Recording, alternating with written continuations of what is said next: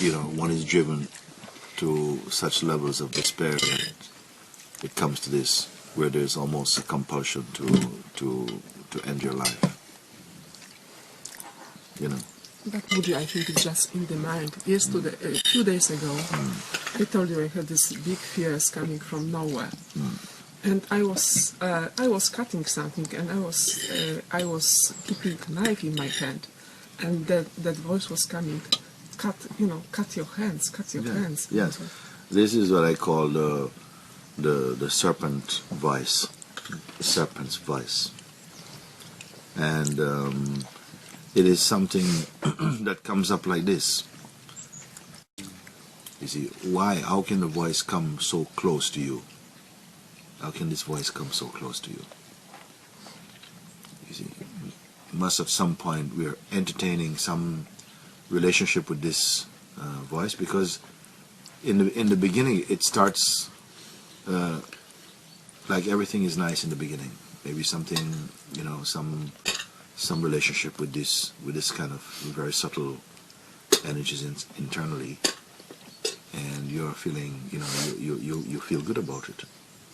But gradually, in some people, they take over, and you can see it clearly in the behavior that this is not really coming from them as the people who know them know them. It's always some great distortion, some other kind of personalities, other kind of flavors are showing up inside. I've met many people like this. But it can come like this, and it will tell you to do this thing, or to, throw your baby in the fire, throw the baby in the fire. Things like this. Where does that come from? It's from the devil itself. And you have to transcend him. And especially sometimes as you are coming more deeply, also for people coming in satsang sometimes, a moment of despair, and it just feels like spontaneously this comes and has a sort of force to it. It doesn't just come like that from the beginning. It's a courtship.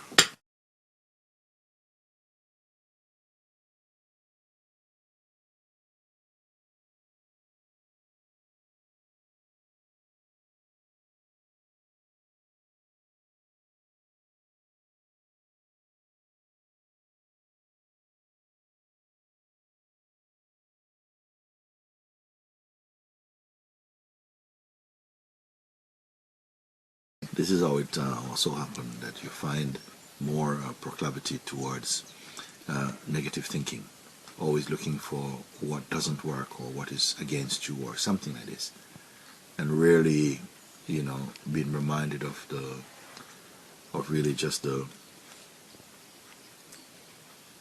abundance, the beauty, the gifts, the grace in your life you don't see anymore. And then only then these voices can start to have some influence, because you start to doubt. You see, then they can come. They can come like this. But also it can be overcome. But there is somewhere internally that is holding on to some aspect that allows, keeping the door open to something that allows this type of energy to come. And you must identify what it is. Some notion of self is being clung to. Some notion of self is being held on to. That allows these forces to enter and to wreck your house. And there is a kind of stubbornness also in people that holds on. It's like you're holding the door open for them to come, and then you also get to a certain point,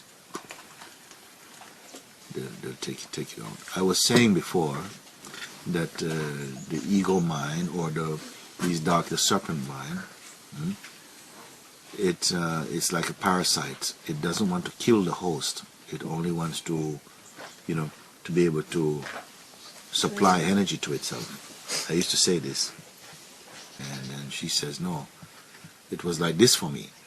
Something wanted to say, jump on over the train. And so we talked about it, and it seemed like it's willing to kill this body so that it can live again in your next body. To perpetuate, to go into a fresh body, have longer time even. Such are these demonic energies.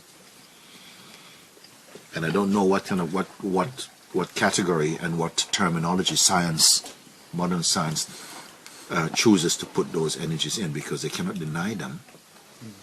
But they maybe give a different category, different face to it. But it's the same old fox. Call him what you like, but that force you cannot deny. And no one is really totally exempt from it, if you have that inclination to entertain negative thought and strong personal identity, then conflict can come. With strong personal identity, conflict can come. Because where there's other, there's attraction and repulsion. Friends and foes. It's something like this. And but there are various ways in which one can break out of it if the aspiration is there, if the urge is there. If the urge is not there, nothing you can do. If the urge is not there, not even God can help you.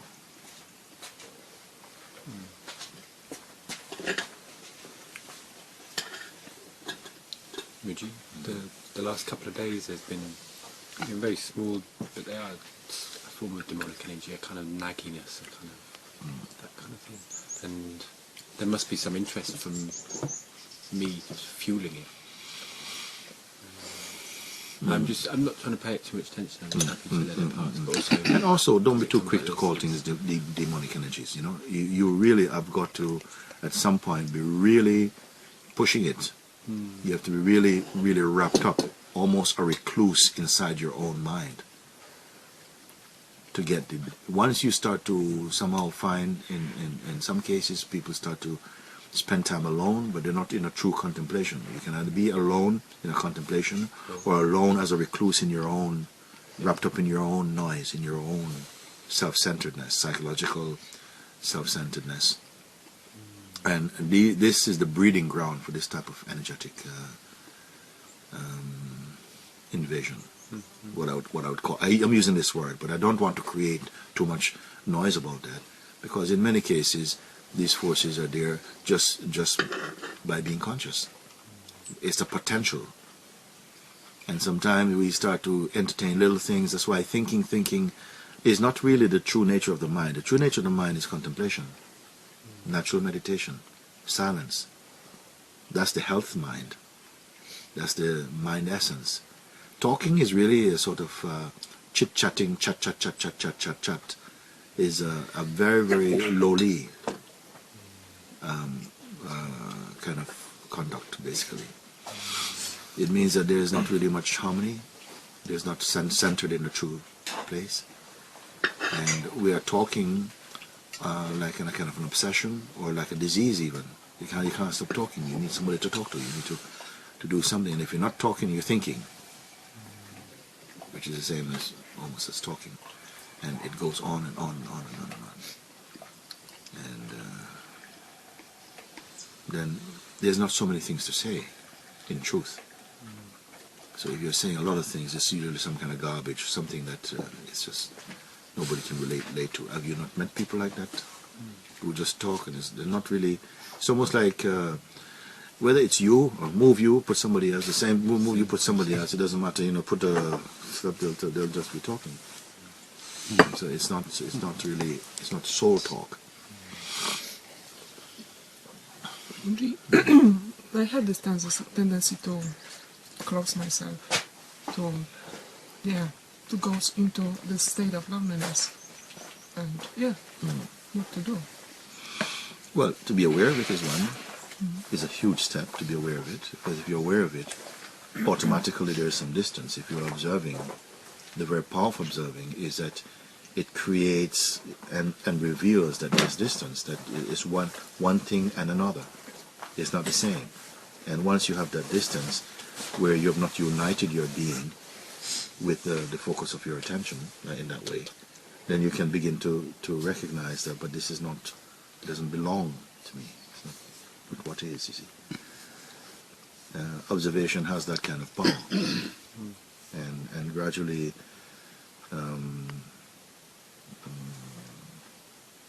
if we are not living with some amount of conscious existence or some contemplative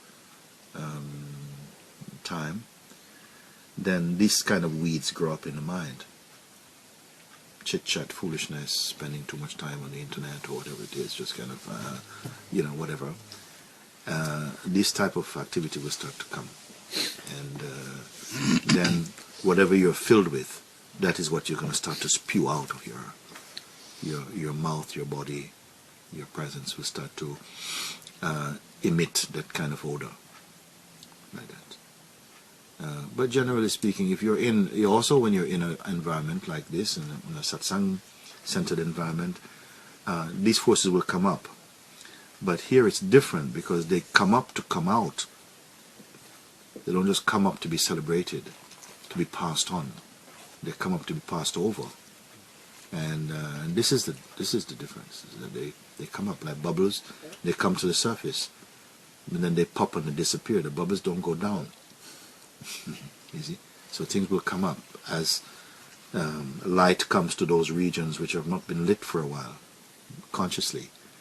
And as we begin to investigate and look more deeply into the nature of self, it's like some light is scanning, and it will find seeds which are not, they're not sprouting truth, and it will burn them, and it will come up in such sometimes periods of irritation and stuff because they're coming up, and then they are burped out, and then the greater space is felt.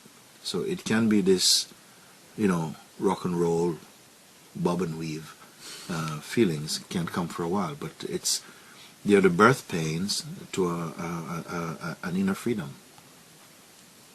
Something like this. And it has to come, because if you're here and you feel nothing, just indifference, then you're in a stale place.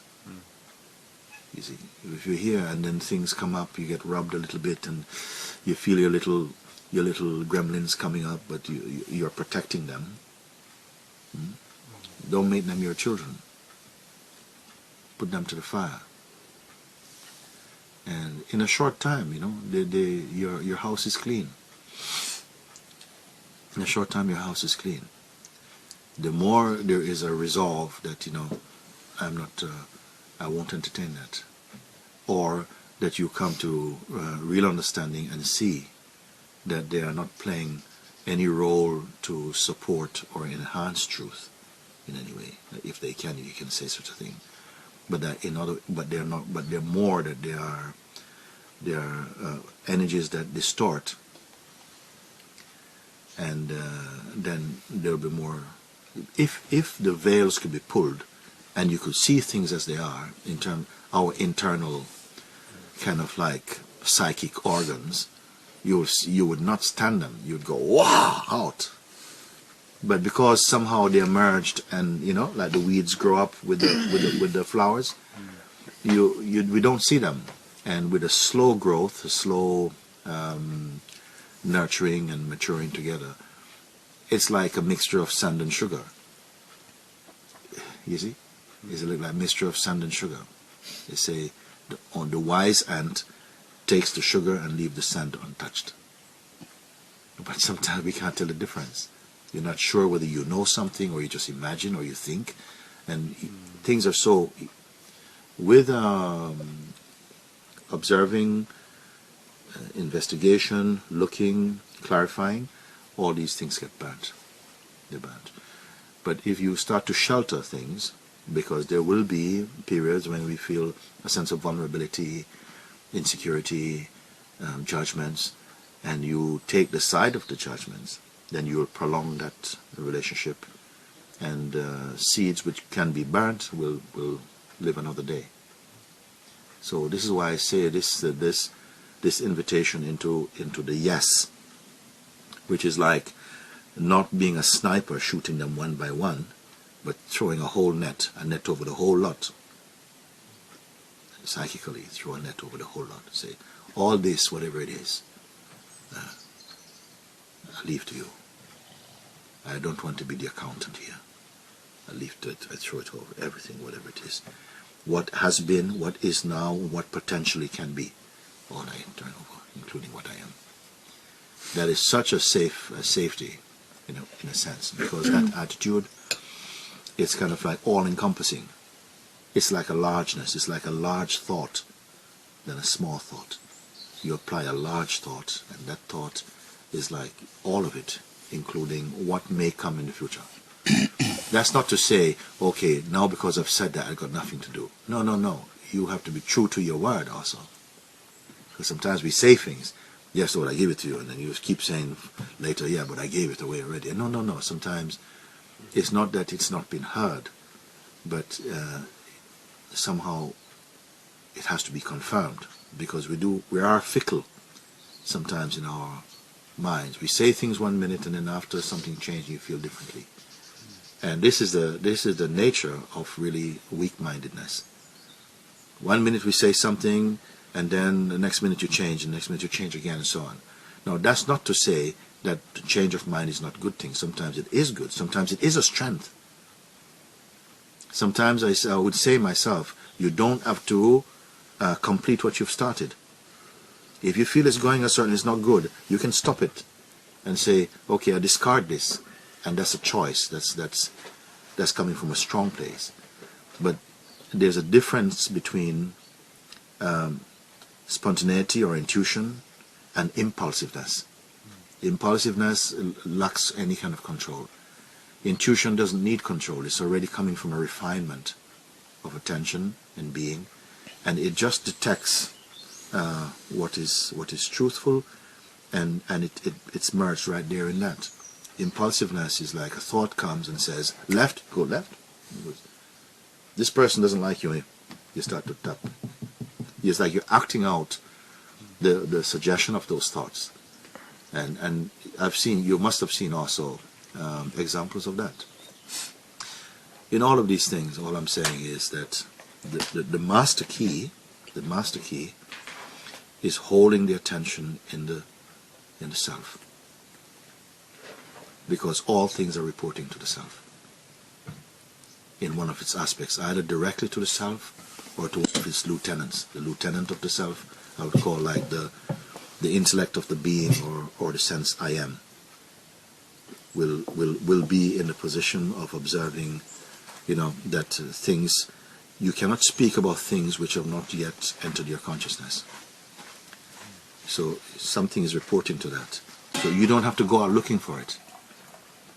It will come in front. That is stillness.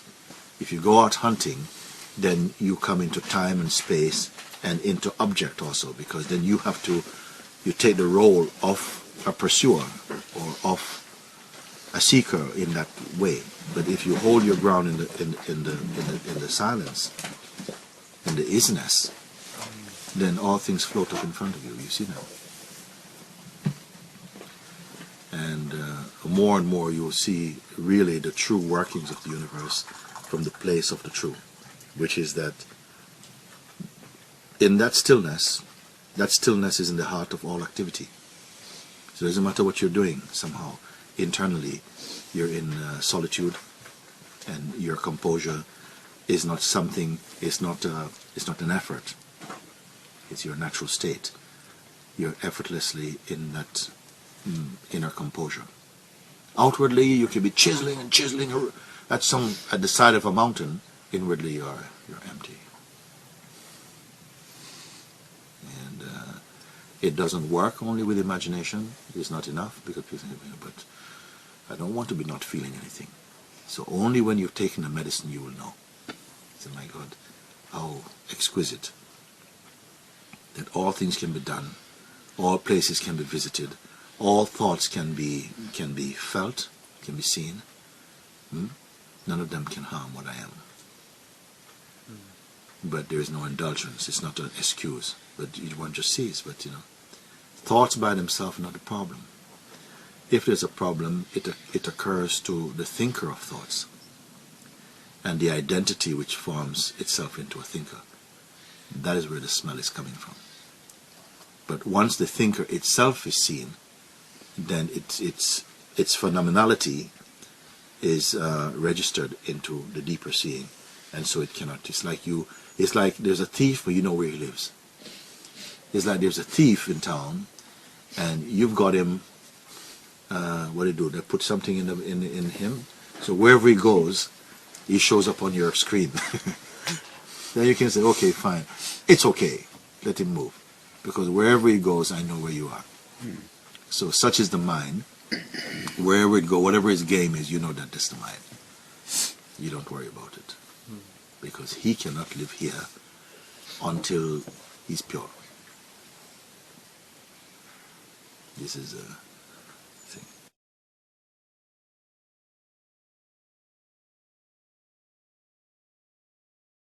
Keep affirming and confirming that when it arises, it is a phenomenon and it is witnessed.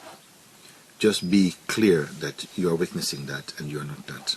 But you must sit for some time. Don't do it just while you're washing the dishes and you have a flash of a kind of like 10-second inquiry. Don't let it just be a 10-second inquiry. It's fine, 10 seconds, but if that type of troublesome energy comes, take a little time, go and sit by yourself for a little bit, and concentrate your powers. Bring your powers together and look at it, and keep looking at it. Check it once, twice, 3 times, 4 times to clarify that you should always come back to the same place. When I say, by the time we've spent together, has revealed in you the power to bring any state of mind back into silence. That you have this power, exercise it. Don't get carried off with it. You have this power, make use of it. You see?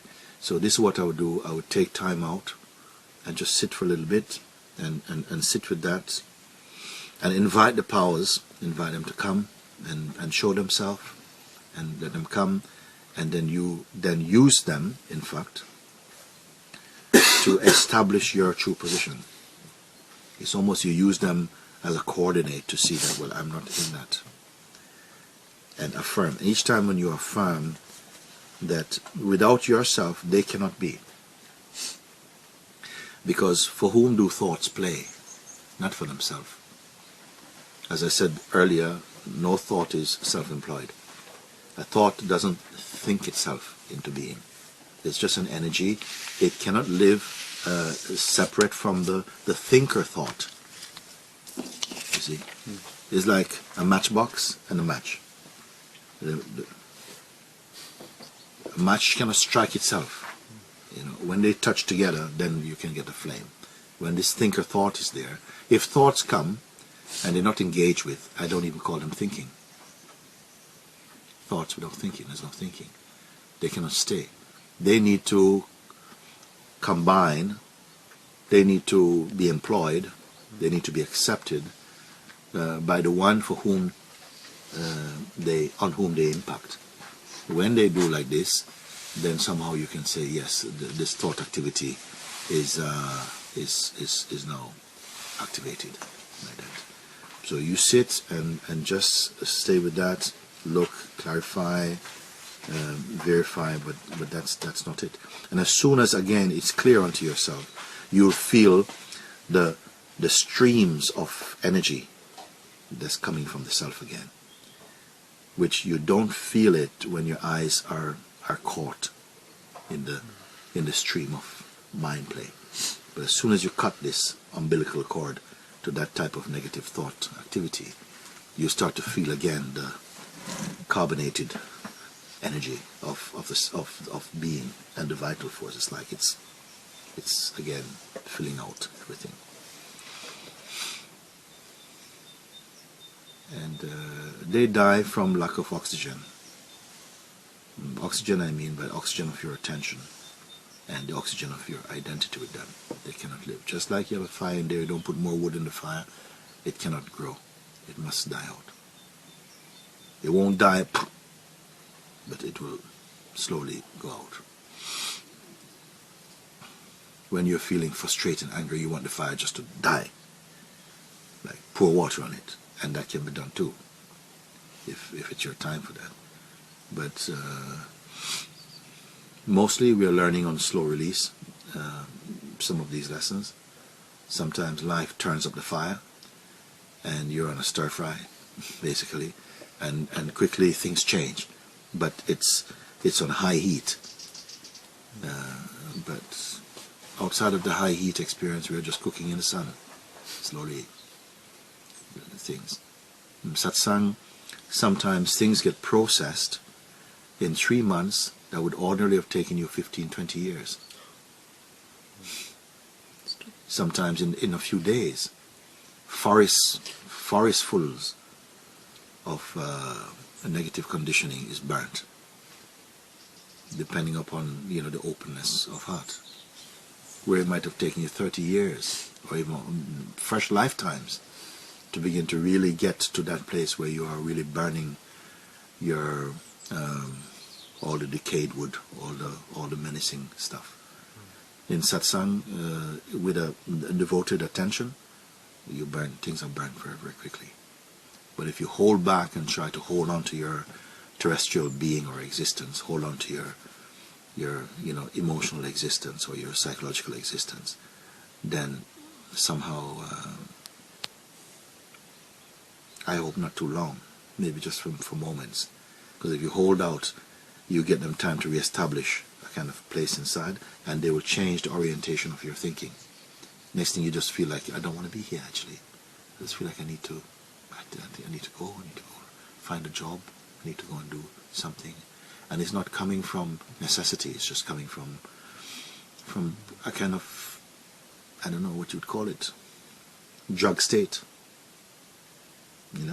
from that. So I just say that we keep up be faithful to your sadhana, but not in a kind of like monotonous, routine, lethargic, tamasic, rajasic way. No. But really to burn them as soon as you can do them. This is what happened also with Sri Nisargadatta Maharaj. He said that my master told me I'm not what I've been brought up to think I am, that I am the self, and to fix the attention on the I am and hold it and don't give that attention to anything else. Remain undivided in that I am, the self concentration. And he said that that's all he did. For hours and days at a time, he was just whatever he was doing, his mind inwardly was just feeling the I am, being in the I am, being one with it. And he said, in a relative short space of time, I realized the self completely. This is what I am speaking. I'm not into kind of 10-year sadhanas, 5-year sadhanas. They have their place. But if it can blow you up now, I'll blow you up now. Why not? Because it's just more time for freedom. More time for the timeless. Amen.